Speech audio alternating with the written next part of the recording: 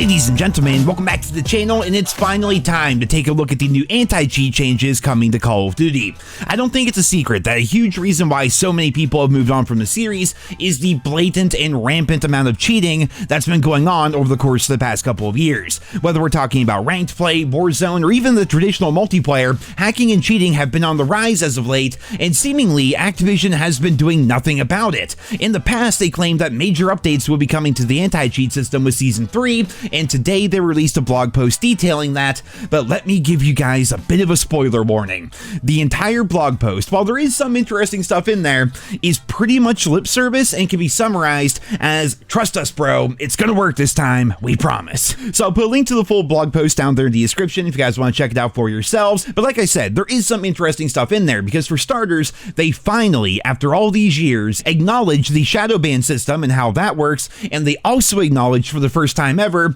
that the anti-cheat does indeed sometimes come up with false positives. These are two really important notes because previously they always claimed that the anti-cheat was perfect, and if you were banned, it was your fault, and this is also the first time they've ever openly discussed shadow banning. Let's kick things off here today by talking about exactly what will be happening to the anti-cheat in Season 3. In the blog post they write, as an additional layer to existing anti-cheat processes, we're launching brand new systems in Season 3. For security reasons, we can't give away too many details. However, we will publish another RicoChat progress report in the release window of Season 3 Reloaded that detail results from next week's update. Several of our current systems are getting big updates to Season 2, including our aimbot detections and the machine learning system that analyzes game replays to identify suspicious gameplay for human enforcement. So basically, to summarize that up right there, this big blog post that we've been waiting forever for essentially just says, yeah, we know the anti-cheat hasn't been working worth a damn so far, but it's gonna work this time around, we promise.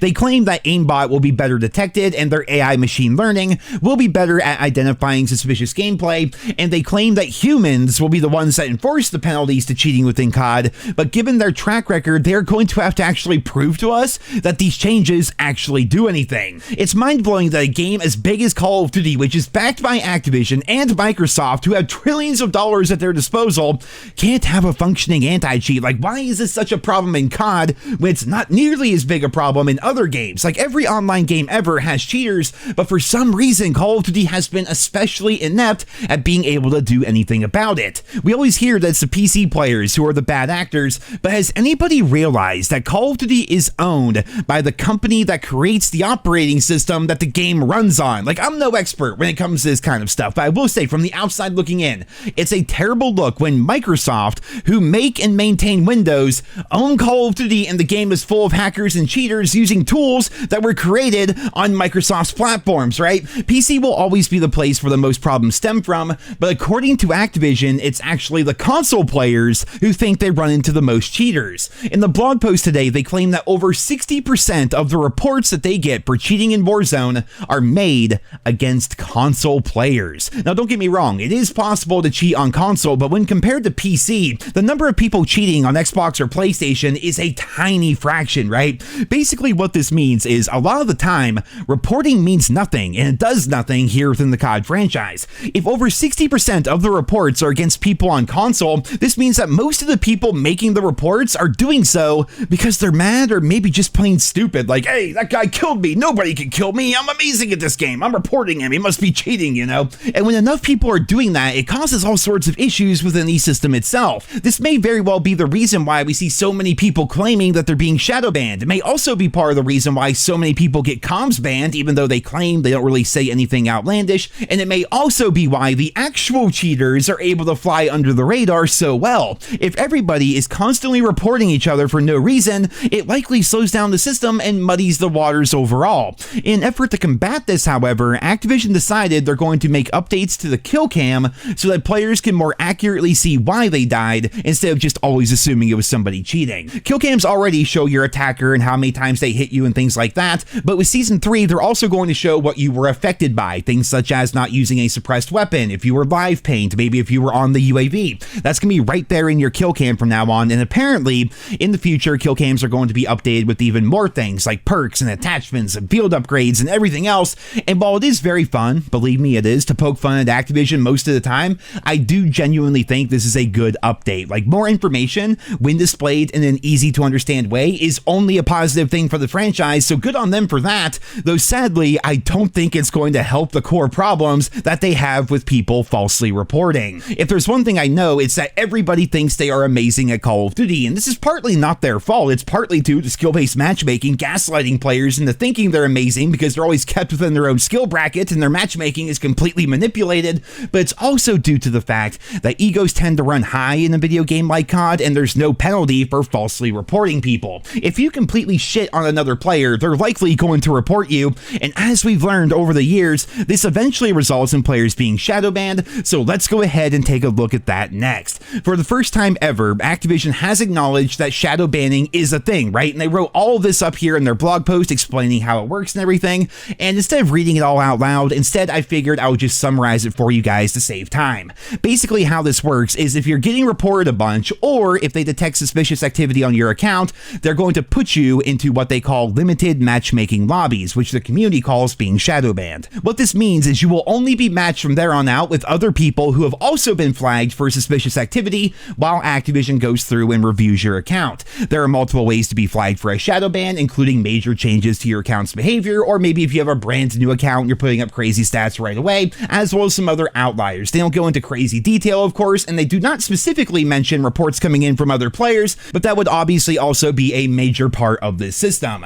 Once you're shadow banned, you then play in those limited matchmaking lobbies until Activision makes a decision on your account. Sometimes this can be done pretty quickly, and other times it might take a while, and if you're trying to play with your friends or with a group while you are shadow banned, then all of them are also going to be put into the shadow banned lobbies so long as you are in the party. They claim that with Season 2, they started to speed up the review process for people who were shadow banned, though they do note that just because your account was unbanned, it does not mean it's not going to happen to you again. That's basically the long and the short of it, though they do claim this is going to be the start of their communication with us on shadow bans, so perhaps more dialogue will be had in the future, but I do think the solution here is pretty freaking obvious, man. Just make the system more sophisticated so legitimate players don't need to deal with this bullshit anymore. The amount of people I see on social media who get randomly shadow banned is absurd, and I obviously can't look at all of their accounts and guarantee that they weren't doing anything fishy, but when Activision themselves say that over 60% of cheating reports are being made against console players who basically have no way of cheating outside of a couple of avenues, well, that implies to me that sore losers are now able to negatively affect the experience of players who are better than them. It's just like with their core anti-cheat detection. They absolutely need to do a better job at taking care of people's accounts, because being shadow banned for weeks on end for doing nothing is yet another reason why people are continuing to walk away from this franchise. I feel like we could keep discussing this problem for a while, so instead, let's go ahead and move on and talk about what they plan to do about the ranked play situation. So, to quickly summarize here, when a ranked play cheater gets banned, starting in Season 3, they are going to give SR refunds to basically every player who lost that cheater within the last 2 weeks, and people who are playing with cheaters who have gotten banned may have their SR taken away from those wins. Now, on paper, that sounds pretty great. Like, losing to a cheater is one of the most frustrating experiences you can have, especially within ranked play, though I'm hesitant to trust that Activision isn't going to make some mistakes with this new system. If you lose to a cheater and that person gets banned, then getting some of your SR back is a great thing, obviously, right? But if somebody on your team is cheating, losing SR could potentially be abused. I hope this system is only for people who are actively partying up with someone who is hacking, because it would be really frustrating to join a ranked match, find out there's somebody cheating on your team, and through no fault of your own, you lose SR because the game put a cheater on your team. I suppose we're just going to have to wait and see how the system plays out in practice, but with ranked play now out of the way, let's wrap up today's video with the Q&A section, as well as some Activision lip service. So, in the community questions section of the blog post, of which there are only 2 questions that were answered, Activision doubled down that spam reporting does nothing to a player's account status. We've actually demonstrated in the past that this is not the case, not only within Call of Duty, but also within other Activision Blizzard games, but Activision continued to insist that spam reports do nothing, and we're supposed to take that at face value. They also claim that their team is always looking at their systems and checking them for accuracy, so if the anti-cheat does make a false positive and bans somebody for no reason,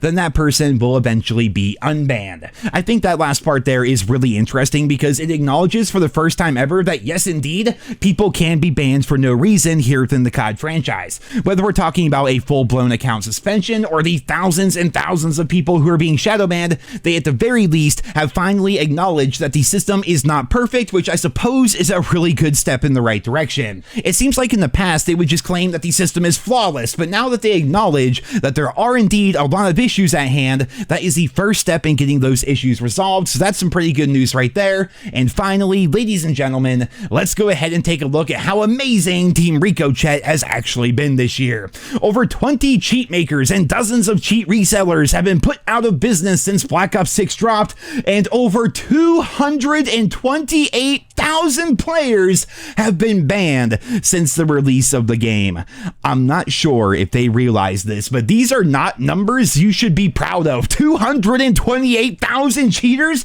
The game on Steam right now has like 40,000 total players. You're telling me that over 250,000 people have been banned for cheating? Well, what about all the other people who haven't been caught yet and all the people that haven't been banned? When they put it like that, I mean, sure, it's good that these people are getting caught, but holy fuck, how easy is it to cheat in COD when there's 250,000 to 500,000 people cheating in it? That's like saying you killed 250,000 ants right after they walked right through your front door. Well, how about instead of killing them once they get in, you close the fucking door and stop letting them in your house to begin with? It goes without saying how important these supposed changes to the anti-cheat are for the future of the Call of Duty franchise. They are absolutely banking on Verdansk righting the ship and bringing players back to the series, but if those players are met with a metric ton of hackers and cheaters right away, they're gonna go right back to playing the other games that they left the franchise for. If people start getting shadow banned left and right again, then that's only going to further push people away,